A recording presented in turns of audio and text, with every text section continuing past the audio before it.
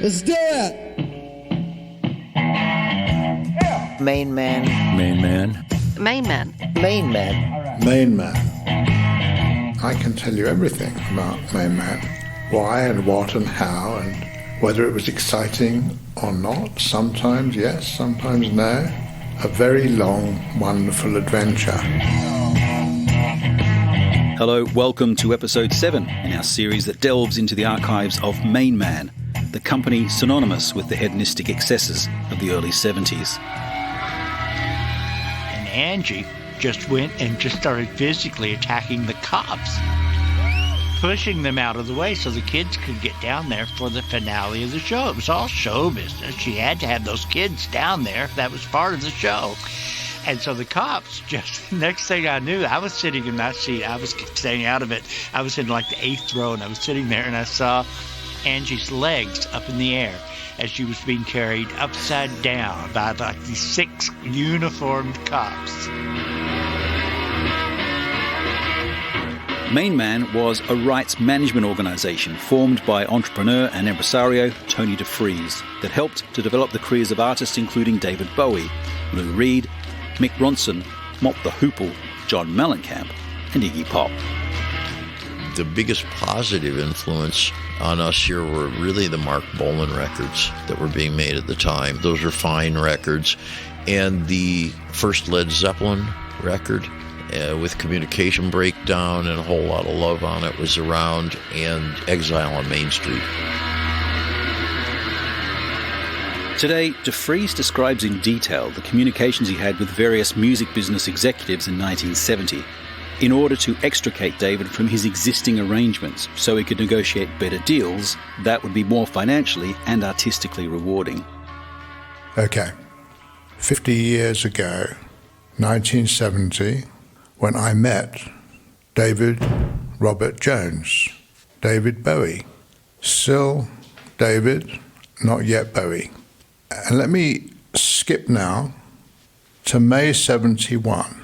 And I'm looking at a cable. Interestingly enough, it's sent via RCA in New York. It's addressed to me, the Warwick Hotel in New York, and it says, "Will give David Bowie complete release and return all mastered and related artwork to you and or Bowie for $18,000. Contact me at home over weekend, 1D2-8135, or by Monday at Chicago office. Erwin H. Steinberg, Mercury Records." And this says Mercury Records CGO. Erwin Steinberg was the founder, and at that point probably the majority shareholder of Mercury Records, and they had signed Bowie earlier in 1968, I suspect. And we were at the end. This is the moment when I prized David loose from Mercury and Bowie begins. And if we look back into these same chronologies, there's a year of correspondence, slightly less, up until this time, starting when I meet David early in 1970, and then beginning a dialogue with Mercury, with Steinberg, with other Mercury folk, and eventually ending up in a visit by Steinberg and Robin McBride, who is head of A&R, to London to meet with me. And at that meeting, we talked about ways in which they might release Bowie, although only a few months earlier they'd said they would never release him. But ultimately, in that conversation, Erwin made the suggestion that they'd spent so much money on David that they couldn't release him unless they were to recover. And I said, "Well, how much have you spent?" And he gave me a number. And I said, "I will pay it back if you will give me the masters, the recordings, and all the material, and release David from his contract." And because he'd actually identified the number and indicated that he would, Irwin's then faced with the problem of having to say yes, and he did say yes. Now, if we go to the beginning of this marvelous chain of correspondence and we look at how it began, we see that in June of 1970, there's a long, complicated mail. Remember, this is all, back then there were no emails, it was all letters.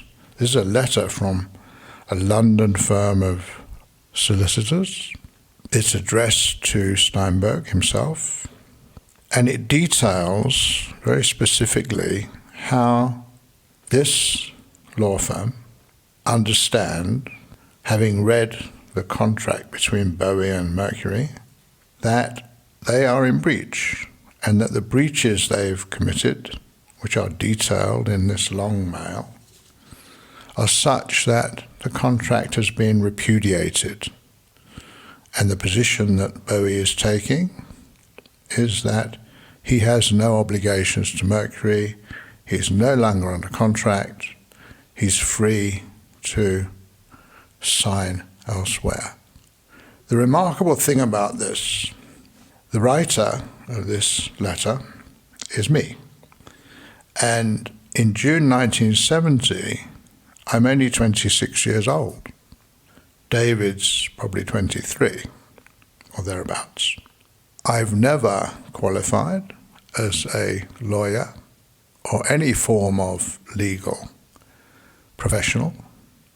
Everything I've learned, and which is contained in this wonderful bit of letter writing, is based on experience. I've been working in law offices since I was 16. I left school when I was 15 to run my parents' business because they had failing health.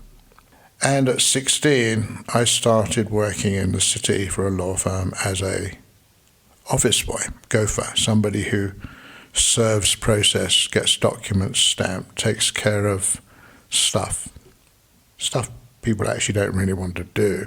So one marvelous occasion I recall is I had to serve a legal proceeding on a circus performer who was a strongman and had a violent temper. And everyone was horrified at the idea that if you actually gave this person some kind of a writ, he was probably going to be extremely upset and react really badly. But he performed on stage in different theatres around the country as part of an act.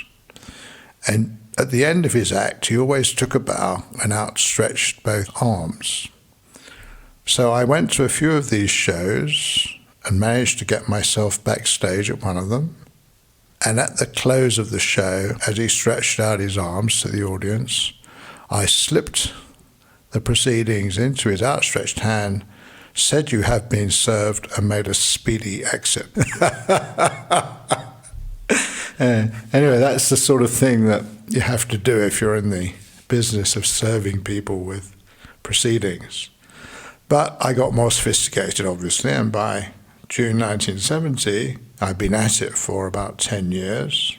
I was in a remarkable position, actually, because I was the only consulting, managing clerk, what we'd call a legal executive or a paralegal today, in England, who worked for various different law firms on a purely consulting basis to manage different types of litigation problems. And I'd already, before this June letter, had some considerable success in securing the release of songwriters from contracts that were unreasonable or unfair, in getting record producers out of the difficulties that they'd enmeshed themselves in when contracting for money to make records and agreeing to pay everybody 50%. Obviously, you can't pay more than one person 50% of your record income unless it's specific to a record, but nobody wrote that down at the time. and many of these contracts were considered unenforceable by me. And that, of course, was Mickey Most. Mickey Most was the subject of that lawsuit. And by the time I'd reached this moment with Mercury, I had a formidable reputation as somebody who could get contracts to go away, be reversed, be improved, and generally smooth out the difficulties that creative folk, not just record producers and songwriters, but also photographers and designers and illustrators, encountered in their creative endeavors. And that was how I began with David. So just to go back into this tale of trouble, how do we get past this first mail? We had an attorney in New York called Norman Kurtz, and he started writing letters to Mercury as well.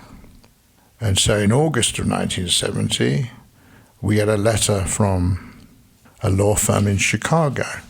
And this is Mr. Levin of Levin and Berger. He's the senior partner. And he's writing to Mr. Kurtz saying, the London firm of Godfrey Davis and Batt has been in communication with our client and with us. It seems that neither we nor our client should be subject to having to deal with two sets of attorneys in different locations, and request that you or the Godfrey firm be designated as sole counsel for Mr. Bowie in current matters relating to our client. In short, we don't want to have to deal with a law firm in London and another law firm in New York. And remember, at this time, it wasn't apparently clear to the law firms involved that I was not just David's new manager, but also his new lawyer. That was an interesting element. At this same time, I needed to get David a publisher. And he also needed to be funded so that he could start changing from David to Bowie. And this deconstruction of David meant that we needed a new group of people. And at the time, Chrysalis was a company that had been started by Chris Wright and Terry Ellis, both of whom I knew, and they were not much older than me, actually, and quite interested in taking on David. So we made a joint publishing arrangement where we would have a publishing company that belonged to David and myself on the one hand, and Chrysalis on the other hand, and they would have administration and so on. And in order to get that underway, we had to work with their lawyers in London and also let them know the status of Bowie and Mercury. And so in August of 1970, we give their lawyers a complete rundown of what we've done with Mercury, and this is their response. Thank you for your letter with its enclosures. I must say on first reading it's a fairly hopeless situation, and the way out is the way you've already adopted, namely making such a nuisance of yourselves that they will be glad to see the back of you. So that was the opinion of a partner in a law firm working for Chrysalis at that point in time. Then we find another, again, a cable from Steinberg, this one, again in August of 1970, addressed to me in Cavendish Square at my Godfrey Davis and Batt law firm. And it says, understand you're negotiating for David Bowie with other record companies. We have an exclusive contract with David Bowie. Any attempt to breach same will result in appropriate legal action. And there is Steinberg in 1970, August. And as I said earlier, just a few months later, in May of 71, we've agreed that Mercury will let Bowie go. Tony Defries explaining in detail how he negotiated for David to conclude his existing deals and move forward with plans that would better suit his ambition. All the paperwork from the MainMan archive that Tony was discussing is part of an ever-growing collection of memorabilia, a lot of it never seen before, that we are adding to the MainMan website each week. A fantastic record of a very exciting period in rock history. And on the website you can also check out the other episodes in the MainMan series. In the next episode, Tony talks about David meeting and recruiting guitarist Mick Ronson in February 1970, and the incredibly important role that Ronno played in expanding the sound of David's music at the time, particularly on the songs they recorded that would be included on the album The Man Who Sold the World. I'm Des Shaw, and this is a Zinc Media MM Tech production. Thanks for listening.